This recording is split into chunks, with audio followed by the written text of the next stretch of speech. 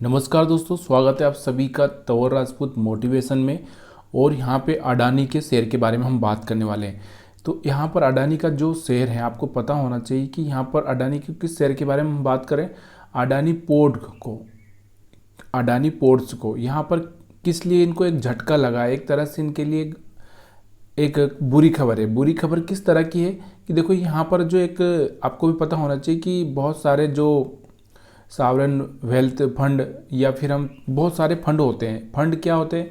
एक पूरा पैसा होता है, वो पैसा पूरा लगाते हैं। उनको पता होता है कि इस शेयर में 10% डालना है, उसमें 10% डालना है, तो ऐसा उन डाल के रखते हैं। तो वैसा यहाँ पर क्या हुआ कि इन्होंने क्या किया है कि इसको ब्लैक लिस्ट कर दिया है। अडानी पोर्ट्स को क्या कर दिया? ब्लैक लिस्ट कर दिया, यानी कि इससे जो पैसा था वो बाहर निकाल लिया। अब क्यों निकाला, उसके पीछे का कारण मैं आपको बताना चाहता हूँ कि यहाँ पर अगर हम बात करते हैं तो यहाँ पर इनका कहना क्या है, ये क्या कहना चाहते हैं।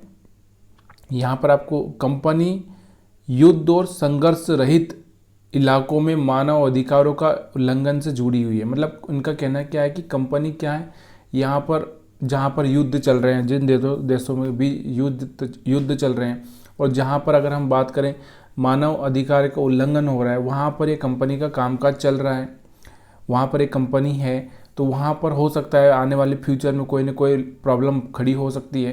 तो इसके चक्कर में इन्होंने अपना क्या किया, 1.7 लाख करोड़ रुपए का जो फंड था, फंड का जो साइज़ था, वो पैसा यहाँ से निकालने का इन्होंने प्लान बनाया है। तो यहाँ पर ये न्यूज़ है, और इसके हम देखते हैं। सबसे पहले हम लोग इसको ये भी देखते हैं कि यहाँ पर इसका जो डेटा क्या बोल रहा है, किस तरह का रिजल्ट रहा है, किस तरह से यहाँ से चार्ट पर दिखा रहा है, कहीं इसने एक अच्छा सा रिटर्न दिया कि नहीं दिया, सारी सारी चीज़ें भी देख लेते हैं हम लोग।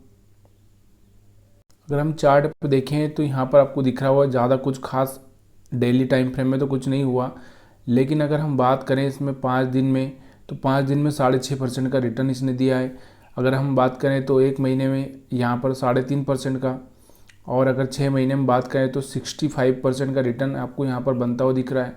उसके बाद में अगर हम 1 साल की बात करें तो यहाँ से आपको दिख रहा होगा करीब करीब यहाँ पर डबल पैसा किया है, 196% के आसपास यहाँ से रिटर्न आपको दिखाई दे रहा होगा।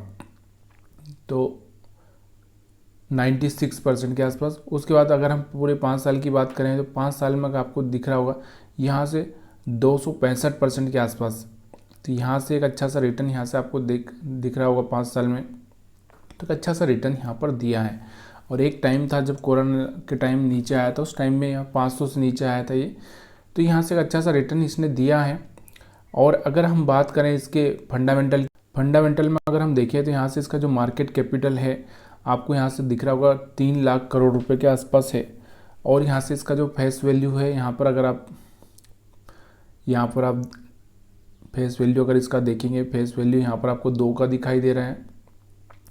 तो एक ओवरऑल अगर कंपनी देखें तो बढ़िया है, कुछ प्रॉब्लम नहीं है। लेकिन देखो, ये सब न्यूज़ें आती रहेगी जाती रहेगी, लेकिन आपको क्या करना है एक्चुअल में वो आपको पहले से डिसाइड करके रखना चाहिए।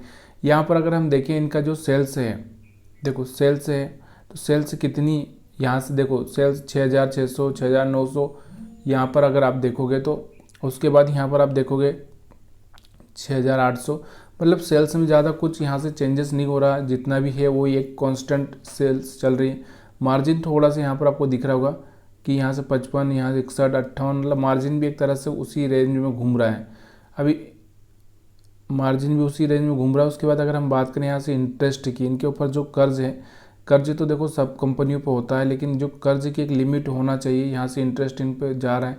तो जिस तरह से इनका जो मार्जिन है, प्रॉफिट है, उसके हिसाब से तो ठीक है, कोई प्रॉब्लम नहीं है।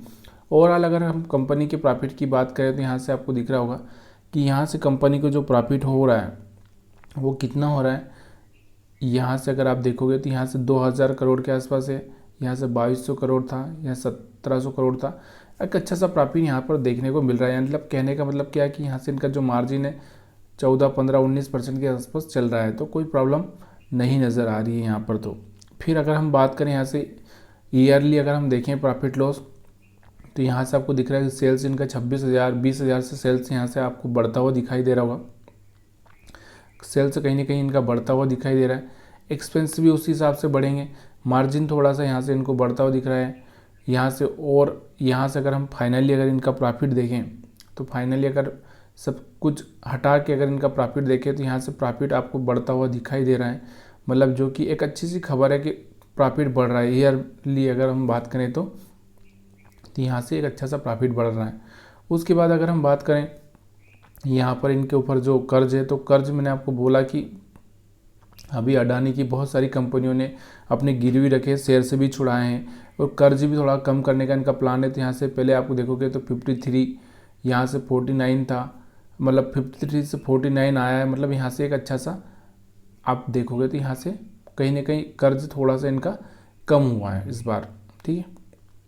उसके बाद में अगर हम बात करें यहाँ से कैश फ्लो, तो कैश फ्लो इनके पास में पहले से हाँ कम हुआ है, लेकिन कैश फ्लो है इनके पास में। उसके बाद में अगर हम शेयर होल्डिंग पैटर्न की अगर बात करते हैं, शेयर होल्डिंग पैटर्न की, तो यहाँ से आपको दिख रहा होगा प्रोमोटर के पास में कितनी हिस्सेदारी है। प्रोमोटर के पास में जो हिस्सेदारी है वो कॉन्स्टेंट बनी हुई है, 65%, 66% के आसपास। FIDI के पास में भी यहाँ पर आपको दिख रहा होगा बराबर है।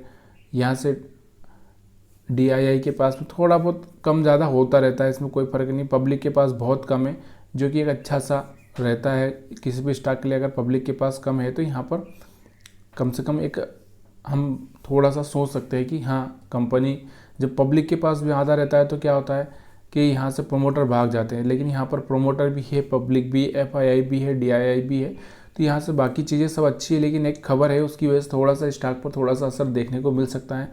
तो इस चीज़ को आपको ध्यान रखना है। वीडियो देखने के लिए आप सभी का बहुत बहुत धन्यवाद।